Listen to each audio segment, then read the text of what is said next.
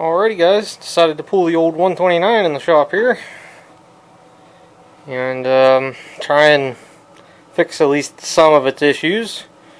I know it's got a lot of rinky-dink wiring going on, I think, as many of you guys can even see just staring at the headlight wires from here. I worked on this thing long before I should have, and it shows. Look, there's even a wire nut there. You guys see that? A wire nut. What are you going to do? So, probably the first thing I should do is probably fix, or I'm not really going to fix, I'm going to put another tire on there, and I think I'm just going to tube it. I found that tire in my good stash of tires, and it was actually the best tire I have. I have no decent tires. All the rest on the sidewalls are split out to the point you could put your finger through it. I'm going to do that. I'm going to pull the gas tank out, and I'm going to fix a lot of the wiring, like I just mentioned. Some of it was just pure stupidity, some of it was laziness. I mean, for example, when I put this new hot cable onto the battery, which doesn't even have an end, you guys can see, I left the old one in there. It may even still be attached to the starter solenoid, I don't remember. So, yeah. Just kind of do that, and it would be nice to tighten up some of the linkage for the hydro, because I just say when there's about an inch of free travel in that, makes for an interesting time. So yeah, I don't think there's going to be a whole lot of video on this. Maybe I will show you guys what I've done and we'll go from there. The other thing, it looks like the bracket is broke off the top of the muffler to hold it to the heat shield. And it looks like I just aluminum wired it back together. Keep it from falling on the belt and whatnot. So, yeah, there's that too. But, as far as I know, the headlights still work and everything. I might fix the headlights too, because Genius Steve, at the time, not knowing or realizing that this here was the light switch, I added in a toggle here. Not only that, the key switch is supposed to be down here. But whenever I got it, the key switch was always up here, which is actually easier to reach and whatnot. It's probably supposed to be a cigarette lighter up here, maybe? I'm unsure on that totally, but at least that's my thought. You can see my 126 is still original, and the key switch is down here in the hole, which actually doesn't have a key in it. Don't I have one key between two tractors? I thought I had another key. Well, maybe not. I don't know. Have to look into that a little bit. I know I drove this into the shed over there, so I wonder where the heck the key ended up. I don't know. Anyhow. Yeah. Parts are ordered for this, so I'm going to work on this, and this is just basically make me a little warmer and fuzzier inside sort of deal. This was my grandma's tractor. I remember her mowing with this, you know, when I was really little, and unfortunately she passed away here in 2019 at the young age of, we'll say almost 91. She was 2 months shy of turning 91. So, get this going and go from here. Like I said, you probably won't see me come back in here. Because actually, there's another snowplow for that tractor too. It'd be nice if I had a deck. I think the deck would work better on the 126, just because the hydro is not going to rob it of power. I'll leave this on snowplowing duty, perhaps. I don't know. This is just Steve thinking out loud. You know how that goes. So anyhow, let me get after it, and I'll get back to you guys. Another thing I just noticed: instead of a clip here, I put aluminum wire through there. That's my mother shining through in me. Most people don't know my mom could fix anything with aluminum fencing wire. So, alright, let me get after it. And I can unmute the TV and watch some Star Wars.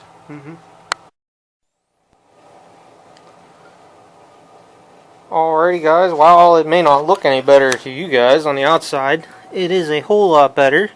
The only thing I'm chasing right now is this, I'm going to call it a red cloth wire. I'm pretty sure it goes back here to the voltage regulator. I think it's this wire. I'm trying to read what the terminal says on the voltage regulator. Can't quite read it, so because if I could read it, then I could figure out what it was. Because the 3 on this side I have, which is battery positive, the I think it's an A, but I call it the Energizer side. It comes off the start side of the generator. And then we have the actual field on the bottom on this side. This is a 4-wire one. So on this side, I was thinking maybe it should be a ground. It's either ground or a light load. Which I'm wondering, because the only 2 wires I have extra is this wire here and this other wire that went over to the coil. And this other wire here that went over to the coil looked like something that I cut. And if something that I cut was off of the old ignition switch, which I'm thinking is this wire right here. And that red wire, I'm just not seeing it anywhere. I don't know if it was originally for something else or...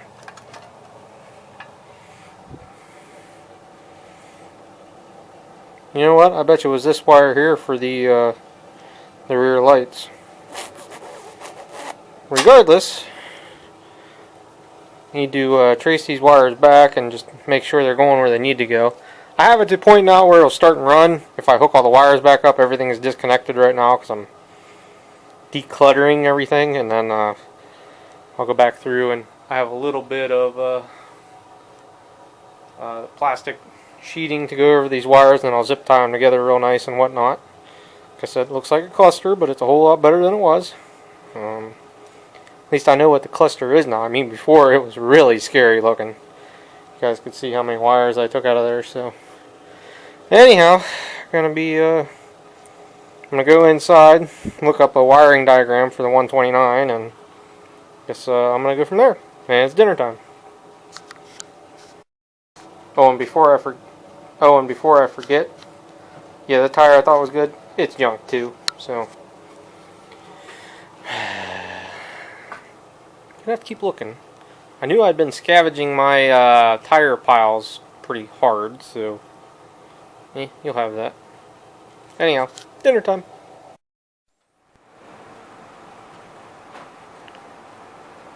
Well guys, I got everything tidied up, at least as best I can here. The only issue I'm having is it appears like it's not charging. But all the wires ohm out right. Voltage regulator appears to be functioning right. And the wires ohm out to the correct locations where they're placed here as on the motor. And that wire I was talking about was the ground wire. But, regardless if it's hooked up or not, seems to make no difference. So, you guys can judge my janky battery connections if you want to, but if they were bad, oh, excuse me, it wouldn't start. So, at the moment, I am kind of baffled. The generator's putting voltage out. And definitely if you try running that ground wire where it's not supposed to be, it will definitely arc and put some voltage through. So that tells me the positive side is there. According to the amp gauge, it's not charging, and according to the voltage meter, it's not charging. Pretty much resting battery voltage, I'm getting like a 1260 or 1270. While this thing's running, I got a normally it'll go down to a 12 when you start it, then after it's run for a little bit, it'll go back up to a 12.3. And I know the charging system on this thing always worked good, at least prior. And it seemed like it was working whenever I pulled it out and pulled it over here this morning, or this afternoon. So apparently it was something I did, and I don't know what I exactly did yet. It's always disturbing when you do something like that. Makes something worse, so. But anyhow, that's what you get when you try and clean the wiring up some. Should have just left it alone, but you know. Anyhow, I'm going to sleep on it, see what I can come up with. I got actually the fans on, the shop's airing out. I've had this thing running in here a little while. And boy, a Kohler puts off some fumes, I will tell you that. So, hanging it up for the night, I'm going inside. Maybe tomorrow. Figure out what I did done. Dunno. So guys, interesting development. When I went to go and change the tire, I went to pull the rim and everything off the axle, and wheel bearing fell apart. So I'll be putting that back together today. Always something. I knew as soon as I started into this thing it was going to be one thing after another, just because of how beat up it is. The other thing I was looking at, can you guys see how much the steering box is moving down there? I don't know. I'm wiggling you guys. Oh, I'm about to drop you.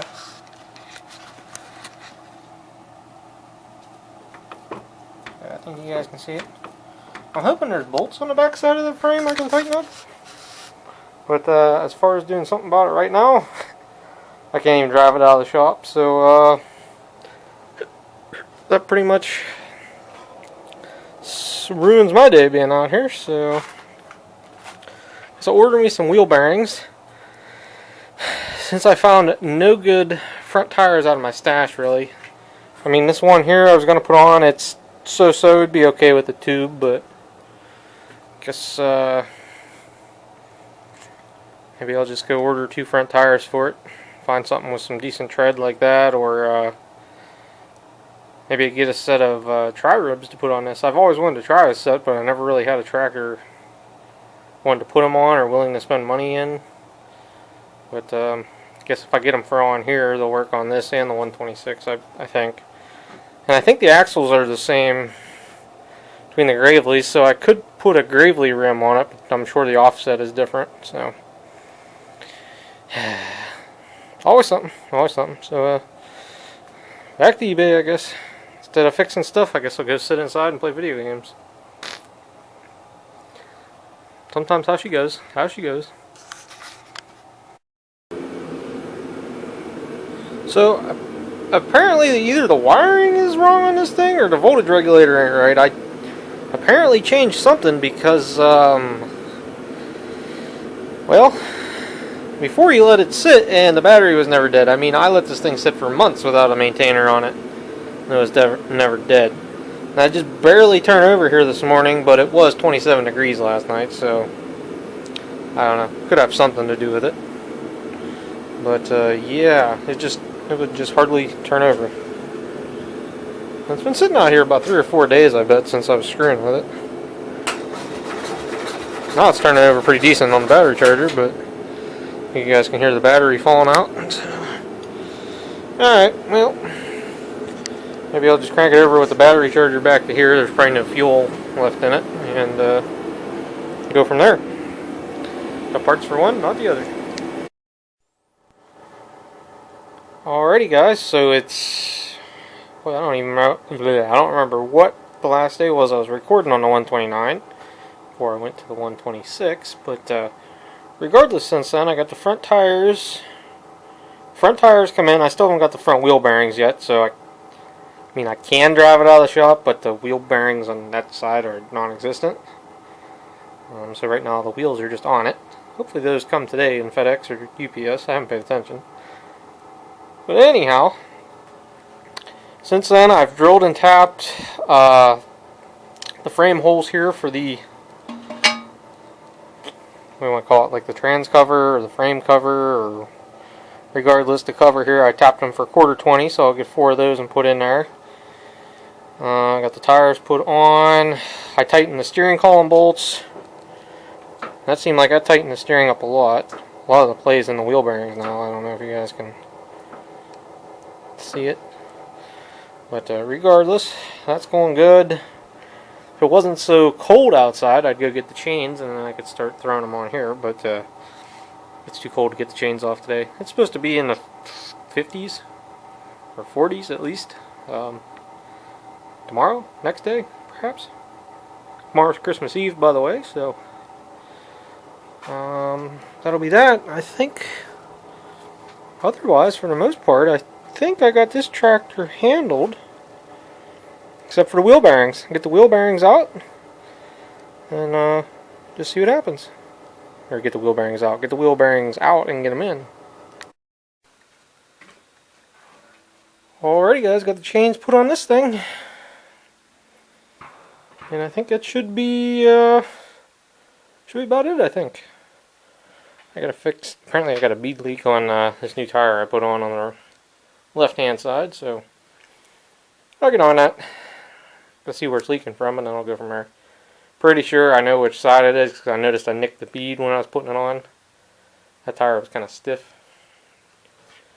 And this side over here wasn't, so still might end up tubing a brand new tire. Son of a beach. So just got the new eBay wheel bearings in for the 129. As you can see, the old bearings were lacking in the bearing department. They're just the races. And even the one bearing that was held together, I mean, it's pretty foobar. I don't know if these are original or not, but I know my grandma put a pile of hours on this tractor. Gonna focus? There you go. And I know I wasn't easy on it either, so if these are original, that's pretty good. If they're not original, they're still doing pretty good because I know I beat the tar out of this thing. So, alrighty, one side done, one to go.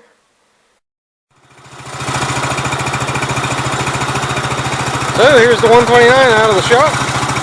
Everything is running and working good after it wasn't charging and the generator was smoking when I shut it off a couple hours ago, and all of a sudden everything's working perfect. The battery's charging 13 volts the way it's sitting with the headlights on, and with the headlights off it's going up to 1340. So I don't quite know what was going on there, but the amp gauge is showing that it's working right too.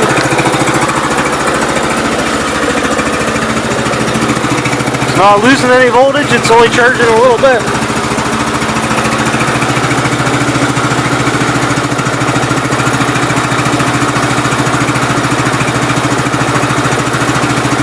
See, now it's charging around 5 amps with the lights off. That was kind of weird. I didn't really show you guys that, but oh, it's working. Even the 126, the charging system miraculously started working, and I found out the amp gauge was hooked up backwards. So I can fix that. It's still in the shop yet. I need to wire up a headlight switch on it too. So alrighty guys, well, that's gonna be it for this one. Catch everybody in the next one. Later.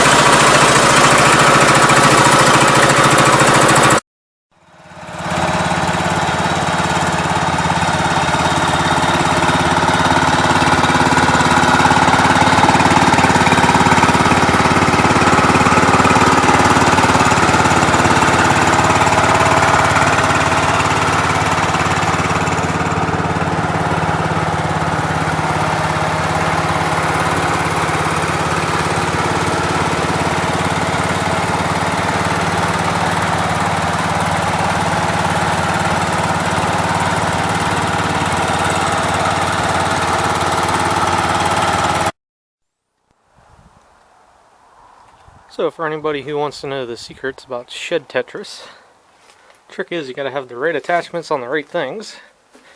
I added a snowplow to the 126. The 126 and the 129 I've set here for a couple months, but not with a snowplow on. So luckily the 126's snowplow lifts really high. Angle it, put it up over top of the transmissions into the back, and you can see the nose is about at the front of the shelves. Almost like it didn't have that snowplow on. So I got everything back in here and should be good to go.